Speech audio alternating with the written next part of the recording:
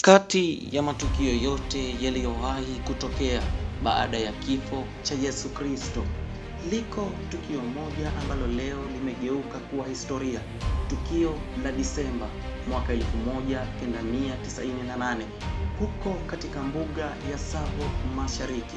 Ungana nami leo kwa dakika chache tu tuichambue historia. Jina langu ni Profesa Ness. Kwa maajabu yake akaiumba Afrika Mashariki kwa kuifanya nchi ya Uganda kutokuwa na pwani.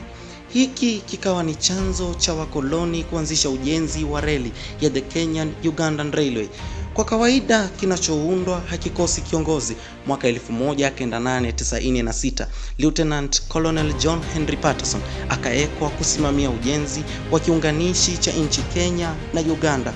Kazi ikawa nzuri tu, lakini ajabu sasa, reli lazima ingepitia katikati mwa mbuga la Tsavo. Disemba mwaka 1998 katika kambi la wajenzi wa reli huko katikati mwa mbuga la Tsavo, shambulizi la kwanza la simba likaripotiwa. Hofu ikatanda kambini mle, lakini tiba ya hofu haikupatikana.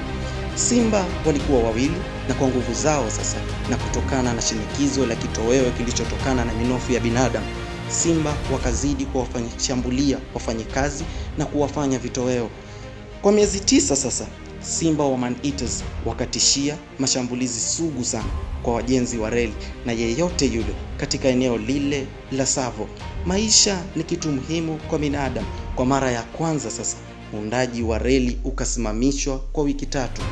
Mwanzo kabisa simba hawa hawakuwa na ujuzi wa kukipata kitoweo chao, lakini muda ulipozidi kusonga wakazidisha uwezo wao na tajriba. Hivyo sasa ikawa ngumu kwa namna yoyote ile kukipata kitoweo chao. Disemba 9 mwaka 1898, wahenga hawakuamini, juhudi za Patterson zikafua ghafla na simba wa kwanza akauawa. Riziki kutia moyo, na Patterson sasa akapata ari ya kumtafuta simba wawili. Disemba 29 mwaka huo simba wa pili akauawa. Swali ni je, hivi baada ya mauaji ya simba hawa, je, mabaki yao yalienda wapi? Makavazi yaliyoyachukua ni makavazi gani? Lakini hapa niwajulishe kitu tu.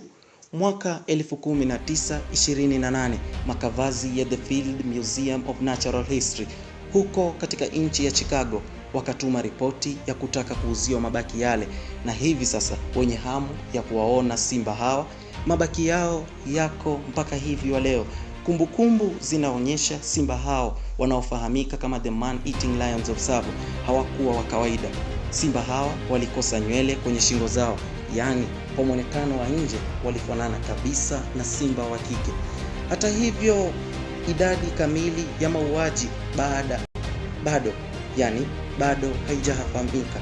Wengi wanasema 100, wengine 150. Kufikia hapa nimejaribu kuieleza historia kwa ukumbusho tu. Mnaotoka Mombasa kuelekea Nairobi, jijini Nairobi, mkiliona bango lililoandikwa Be aware of the man-eaters of Tsavo kabla ya kufika mjini Mtitondei, fahamuni sasa hapo ndipo historia ya leo imetoka. Hii ni historia ambayo wengi ambao wamejaribu kuivumbua zaidi, kimo chao bado hakijafikia, lakini mimi sasa kwa dakika 3 tu nimejaribu sana kuifumbua historia. Ungana nani kila Jumapili na kila Jumamosi tuweze kuzivumbua historia nyingi sana. Jina langu ni Profesa Ness.